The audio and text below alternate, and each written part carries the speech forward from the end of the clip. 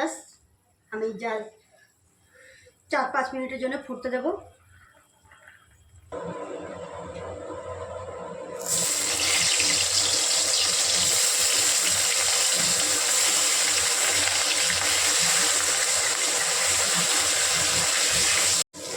দেখুন মাছটা প্রায় ভাজা হয়ে এসছে।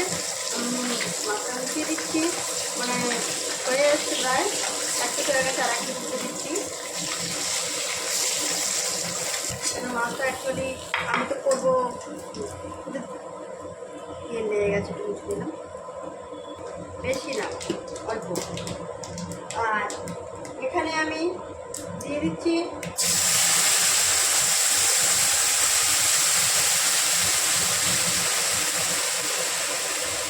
এখানে আছে কালো সাদা তিল আছে, 1 চামচ, পোস্ত আছে 1 চামচ, আর দই আছে 2 চামচ, একটা টমেটো আছে। আমি এগুলো সবগুলো মিলে পেস্ট করেছি। সাদা তিল, এতে আমি দেব 2টো মতন কাঁচা লঙ্কা, ঝালটা আপনাদের পছন্দ মতো দেবেন। আমি 2টো কাঁচা লঙ্কা একটু আমি মাঝখান থেকে ভেঙে ভেঙে দেবো, একটু ঘ্রাণটাও ভালো হবে। আর যার ঝালের প্রয়োজন হবে সে ঝালটা ডলে খেতে পারবে। মশলাটা ভালো করে কষে নিতে হবে। কষে মশলাটা যখন তেল ছাড়বে,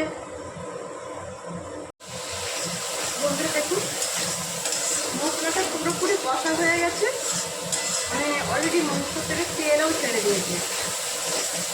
আপনারা ভাবছেন এখানে জলটা আমি খুব বেশি দেবো না, মাছ তো কম আছে, তবু আরেকটু দিতে হবে।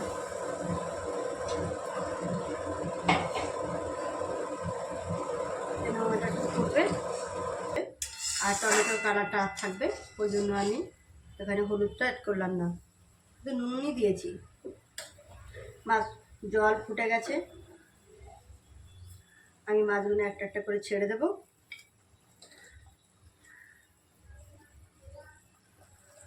একটা একটা করে দিলে কি পার্শে মাছটা খুব নরম, তো মাথাটা ভেঙে যাবে, ওই জন্য আমি হাতে একটা একটা করে ছেড়ে দিলাম।